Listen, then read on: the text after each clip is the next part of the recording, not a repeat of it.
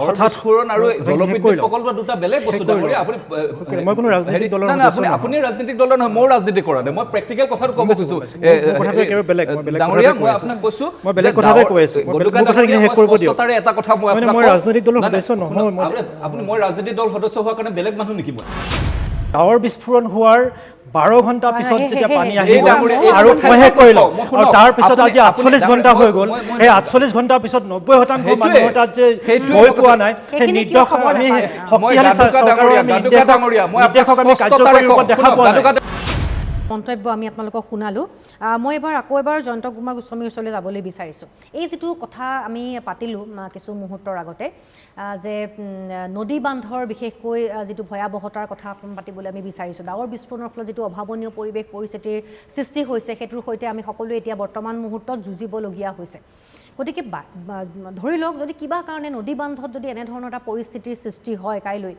তেনেহ'লে কেনেধৰণে আচলতে সাজু হ'ব লাগিব সকলো আগৰ পৰা এটা সষ্টম হৈ থকাৰ অতিকৈ প্ৰয়োজনীয় বহুকেইটা আমি প্ৰতিবেদন ইতিমধ্যে দেখুৱাইছোঁৱেই সোণখিৰিত কেনেধৰণৰ এটা পৰিস্থিতিৰ সৃষ্টি হৈছে উফন্দি আহে জলস্তৰ গতিকে সেইখিনিৰ কাৰণে চৰকাৰে কিমান দূৰ আচলতে চিন্তা কৰি আছে বৰ্তমান মুহূৰ্তত চাওক মই দুটা কথা খালি তাৰ আগতে কৈ লওঁ যে প্ৰথম কথা হৈছে কি যে এই যে যিটো পাহাৰত বৰষুণ হয় তাওকাক নদী দিখৌ নদী টিয়ক নদী ভোগদৈ নদী জাজি নদী এইবিলাক সদায় বাঢ়ি থাকে প্ৰত্যেক বছৰে বাঢ়ে এনেকুৱা নহয় যে এইবাৰে প্ৰথম বাঢ়িছে কিন্তু তাত মথাউৰি পৰ্যাপ্ত আছে যাৰ কাৰণে মানুহৰ ইফেক্ট নহয় মই যে ক'লোঁ যে মোৰ শহুৰ দেউতাৰ ঘৰ টিয়ক কাৰণ টিয়ক নদীৰ যি মথাউৰি যেতিয়া বান্ধিলে তাৰপিছত কোনোদিন তেওঁলোকৰ পথাৰলৈকে পানী নাহে গম পালে নে কথাটো কিন্তু এইবাৰ অস্বাভাৱিক কিন্তু আপুনি এটা কথা চাওকচোন আপোনাৰ ৰিপৰ্টাৰে এই খবৰটো দিয়া নাই যে মথাউৰি ক'ৰবাত ভাঙি গুচি গ'ল বিধ্বস্ত ক্ষতি হ'ল মথাউৰিকেইটা ঠিকে আছে কিন্তু মথাউৰি ওপৰে দিয়া আছে অৰ্থাৎ পানী এবাৰ বহুত বেছি হৈছে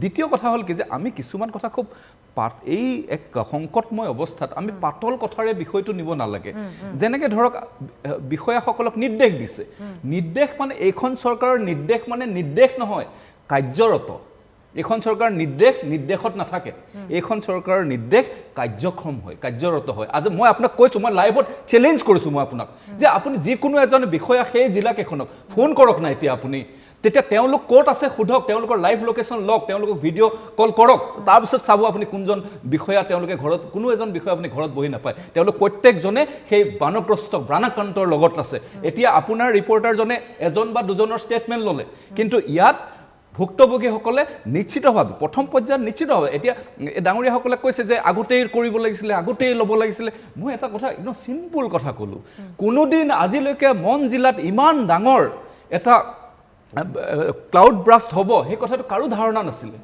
আৰু তাৰ জোখা যন্ত্ৰও নাই মই আপোনাক ক'লোঁ আৰু এটা কথা কি যে এই ক্লাউড ব্ৰাষ্ট যে হোৱাৰ পিছত ইয়াৰ পূৰ্বেও হয় সৰু সৰু ক্লাউড বাছ হয় যি এই তাওকাক নদী ওপৰ তলেদি গৈছে কোনোদিন সোণাৰী নুডুবে মই দেখা নাই সোণাৰী ডুবা মোৰ শৈশৱৰ পৰা সোণাৰী টাউন মই ডুবা কোনোদিন দেখা নাই মই আজি টিয়ক মোৰ শহুৰ দেউতাৰ বয়স আজি ৭৫ বছৰ তেওঁ জন্মৰ পৰা আজিলৈকে দেখা নাই গতিকে এই গোটেই ব্যৱস্থাটো চৰকাৰখনে মথাউৰি ব্যৱস্থা শক্তিশালী আছে যাৰ কাৰণে মথাউৰি ভাঙিব পৰা নাই নিশ্চিতভাৱে এটা পজিটিভ দিশ দ্বিতীয় কথা হৈছে মই আপোনাক ক'লোঁ এটা কথা যে আমি কথাবিলাক সূক্ষ্মতাৰে পাতিব লাগিব আমি এটা ষ্টেটমেণ্ট দিব লাগে চৰকাৰখনক সমালোচনা কৰিব লাগে সেই কৰিলে নহ'ব আপুনি IITতকৈ আমি ডাঙৰ নেকি IIT গুৱাহাটীৰ সেইসকল বিজ্ঞ লোকসকলতকৈ আমি ডাঙৰ নেকি আমি বেছি জানো নেকি কোনোবাই ক্লেইম কৰিব পাৰিব ইয়াত বহি সেইসকলে ক্লিয়াৰ কৰিছে যে নদী বান্ধৰ তলৰ ডাউন ষ্ট্ৰীম যাতে প্ৰটেকশ্যন হৈ থাকে তেওঁলোকৰ ক্লিয়াৰেঞ্চ লৈছে বিশেষজ্ঞ committee attack down to earth কাম কৰিছে আজি দৈয়াং জলবিদ্যুৎ প্ৰকল্প আজি কিমান 25 বছৰ আগত নিৰ্মাণ কৰিলে নেপকৈ আজিলৈকে তাত ভাঙিছে নেকি ক'ৰবাত আপুনি শুনিছে নেকি কেতিয়াবা ৱাল দাঙি দিয়াৰ কাৰণে অধিক দাঙি দিয়াৰ কাৰণে পানী সোমাইছে আজিলৈকেতো তেওঁলোকৰ হেৰি ভাঙা নাই বান্ধ ভাঙা নাই গতিকে এই কথাবিলাক এটা স্পেকুলেশ্যনত আমি মানুহবিলাকক ভয় খুৱাই কিয় আছোঁ আমি ভয় খুৱাই থাকিব নালাগে নে এনেও দুৰ্যোগত আছে তেওঁলোকক বাৰে বাৰে আমি ভয় খুৱাই কিয় আছোঁ গতিকে আমি এই সময়ত আমাৰ মূল কথাটো কি যে এই সময়ত আজি আপুনি বতৰ বিজ্ঞান কেন্দ্ৰৰ অধিকাৰীগৰাকীৰ লগত কথা পাতিলে তেওঁ স্পষ্টতাৰে ক'লে যে দেওবাৰৰ দিনা এটা হেৰি গৈছে মেছেজ গৈছে যে বৰষুণ হ'ব পাৰে ইয়াত বানপানীৰ এটা পৰিৱেশ আহিব পাৰে আমি অলপ আগলৈকে কৈ আছিলোঁ যে কোনো খবৰে দিয়া নাই কোনো সৰু সৰু কিবা পানী আহিলেও খবৰ দিয়ে এইটো দিয়া নাই তেওঁতো ক'লে দিলে বুলি গতিকে এই ধৰণৰ কথা আমি মানে শূন্যত গদা ঘূৰাই লাভ নাই। এই সময়ত আমি চিন্তা কৰিব লাগিব কি ধৰণে তেওঁলোকক আমি কি ধৰণে তেওঁলোকক মানসিকভাৱে শক্তিশালী কৰিব পাৰোঁ, যিসকল ডুবি আছে। আজি মই জানো মোৰ শহুৰ দেউতাৰ ঘৰখনৰ কি পৰিৱেশ, মই জানো মোৰ জেঠাইহঁতৰ জাজি নৈ কাষৰ জেঠাইহঁতৰ পৰিৱেশ কি পৰিৱেশ। গতিকে এই পৰিৱেশত তেওঁলোকক আমি ডিমৰেলাইজ কৰা উচিত নহয়। চৰকাৰ তেওঁলোকৰ লগত আছে, জনসাধাৰণ তেওঁলোকৰ লগত আছে, কংগ্ৰেছেও ক'লে তেওঁলোকৰ লগত আছে, ভাৰতীয় জনতা পাৰ্টিও তেওঁলোকৰ লগত আছে, জনসাধাৰণ লগত আছে। গতিকে আমি ইয়াৰ পৰা এটা মেছেজ যাব লাগে যে নিশ্চিতভাৱে চৰকাৰে সকলো ধৰণৰ তেওঁলোকক সহযোগিতা কৰিব আৰু কৰিব লাগে। আমি সকলোৱে তেওঁলোকক উদ্ধাৰ কৰিবৰ কাৰণে কাম কাজ কৰিব লাগে, ৰিহেবিলিটেশ্যনৰ কাম কাজ কৰিব লাগে। আমি এতিয়া দায়িত্ব আমাৰ সকলোৰে আছে।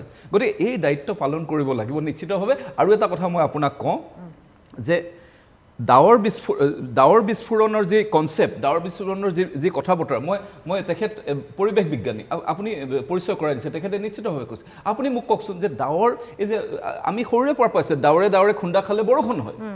এই যে বৰষুণৰ প্ৰবলতা যেতিয়া বাঢ়ে, ডাঙৰ ডাৱৰ আহিবলৈ, ডাৱৰ বিস্ফোৰণৰ যিটো কনচেপ্ট, তাক কেনেকৈ জুখিম আমি, কেনেকৈ আগতীয়াকৈ গম পাব যে এতিয়া ডাৱৰ বিস্ফোৰণ হ'ব আৰু তাত আহিব। সেই কথা বতৰাবিলাক নিশ্চিতভাৱে মইতো নাভাবোঁ যে আজি বতৰ বিজ্ঞানী তেখেতেতো এই কথাটো ক'ব নোৱাৰিলে যে ডাৱৰ বিস্ফোৰণটো আমি আগতে গম পাব পাৰোঁ, জুখিব পাৰোঁ, এই ধৰণৰ কথাটো ক'ব নোৱাৰিলে। গতিকে নিশ্চিতভাৱে এই বিজ্ঞান নিশ্চিতভাৱে আগবাঢ়িছে, সকলো ধৰণৰ ছিষ্টেমাইজ চৰকাৰখনে কৰিছে, দুৰ্যোগ ব্যৱস্থাপনাৰ কাৰণে চৰকাৰখনে কাম কাজ কৰিছে। মুখ্যমন্ত্ৰীয়ে অত্যন্ত সংবেদনশীল, প্ৰত্যেকটো কথাতে মুখ্যমন্ত্ৰী মন্ত্ৰীয়ে নিৰ্দেশ দিয়া নাই, কেৱল নিৰ্দেশ দি ৰৈ থকা নাই। সেই যে ৰাস্তাটোত পানী আছে, সেই ৰাস্তাটোৰ ওপৰত এক আঁঠু পানীত মন্ত্ৰী থিয় হৈ আছে। গতিকে গোটেই কথাটো হৈছে মই আপোনাক কৈছো যে এই কেৱল মাত্ৰ চৰকাৰখন নিৰ্দেশত থকা নাই,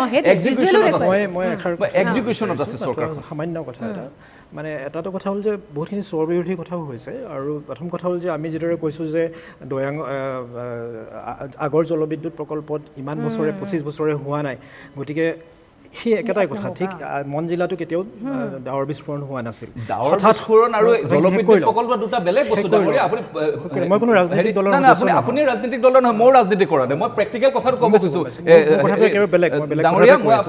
মই বেলেগ কথাতে কৈ আছোঁ, এটা কথা মই ৰাজনৈতিক দলৰ সদস্য নহয়। মই ৰাজনৈতিক দল সদস্য হোৱাৰ কাৰণে বেলেগ মানুহ নেকি? মোৰ কেৰেক্টাৰটো বেলেগ নেকি?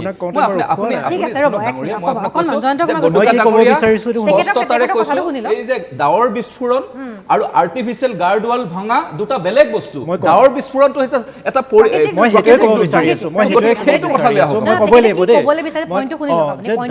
বাৰে বাৰে এইটো কথা ক'ব বিচৰা হৈছে যে ডাৱৰ বিস্ফোৰণৰ কোনো আগজাননী সম্ভৱ নহয়।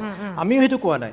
আমি কোৱা নাই যে মন জিলাত ডাৱৰ বিস্ফোৰণটো কিয় আপোনালোকে আগতীয়া ঘোষণা নকৰিলে। কিন্তু ডাৱৰ বিস্ফোৰণ হোৱাৰ 12 ঘণ্টা পিছত যেতিয়া পানী আহিব আৰু মইহে কৰিলোঁ, আৰু তাৰ পিছত আজি 48 ঘণ্টা হৈ গ'ল, সেই 48 ঘণ্টাৰ পিছত 90% মানুহৰ তাত যে গৈ পোৱা নাই, সেই নিৰ্দেশক আমি শক্তিশালী চৰকাৰৰ নিৰ্দেশক আমি কাৰ্যকৰী ৰূপত দেখা পোৱা নাই।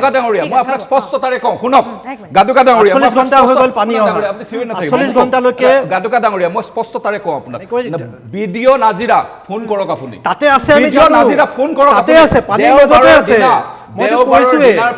যোৱাকালি সন্ধিয়ালৈকে তাতে আছে। মই আগতে কৈছিলোঁ যে জুই লাগিছে, তাতে আছে, সকলো তাতে আছে, সকলো তাতে আছে, কিন্তু উদ্ধাৰ কৰিব পাৰিছে ডাঙৰীয়া। গোটেই বিষয়টো আপুনি পাতল কৰিছে, এই পাতল নকৰিব।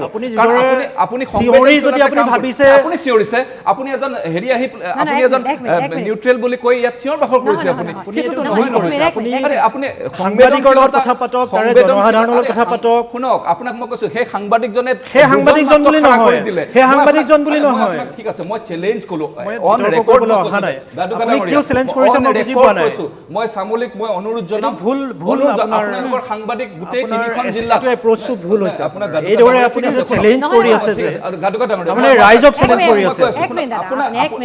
শুনক, মই আপোনাক কৈছো আপোনালোকৰ এই তিনিখন জিলাত সাংবাদিক কিমান আছে? নট লেছ দেন 40 আছে। প্ৰত্যেকটো অঞ্চলতে আছে। ফোন লগাওক।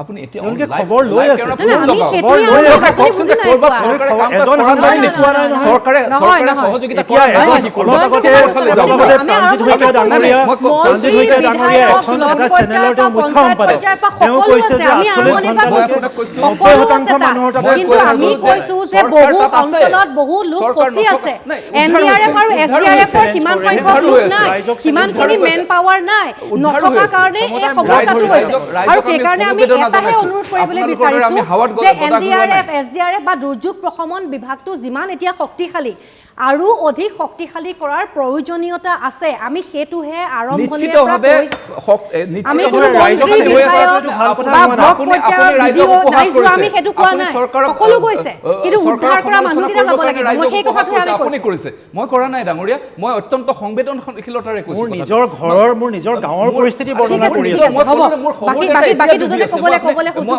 তাত গৈছে নাই চৰকাৰ আপোনাৰ শহুৰ দেউতাৰ কথা আপুনি তিনিবাৰ ক'লে কিন্তু মোৰ গাঁৱত যোৱা নাই মোৰ গাঁৱত যোৱা নাই নিশ্চিতভাৱে গৈছে আপুনি মোৰ গাঁৱত মই এই মাত্ৰ অলপ এই চহৰলৈ অহাৰ আগতে ফোন মই কৈছো না আপুনি খবৰ কৰক আপুনি খবৰ কৰক ঠিক আছে মই চেলেঞ্জ কৰি লৈছো ঠিক আছে হ'ব চৰাইদেউ জিলাৰ চফ্ৰাই মই কৈ দিলো হ'ব 3জন মানুহৰ মৃত্যু হৈছে তাত চৰকাৰ গৈছেনে সোণাৰী ঠিক আছে, কাইলৈ মুখ্যমন্ত্ৰীগৰাকী অহৰ্নিশে তাতে আছে আমি এইদৰে ৰাইজক চেলেঞ্জ কৰিব সাংবাদিকক চেলেঞ্জ কৰিব আপোনালোকৰ মূৰত ধৰিছে ক্ষমতাই আপোনালোকে চৰকাৰক ক্ৰিটিচাইজ এইটো কৰিব গণতন্ত্ৰৰ উপহাস সেইটো তাৰমানে ডাঙৰীয়া গণতান্ত্ৰিক যিবোৰ মাত তাৰমানে সেইবোৰ ঠিক কোনো আছে, ইয়াত আৰু সমালোচনা কৰিব নোৱাৰিব সমালোচনা কৰিলে মুখ বন্ধ কৰি দিব চৰকাৰৰ চেলেঞ্জ কৰিব গদা ঘূৰাইছে আপোনালোকে তাৰমানে ৰাইজৰ মতামতক আপোনালোকে এই ধৰণে চেলেঞ্জ কৰিব উন্নত গদা ঘূৰাইছে আপোনালোকে ভাবে যে ক্ষমতা আছে কাৰণে নহয় আপোনালোক দুয়োগৰাকীলৈ অনুৰোধ জনাইছো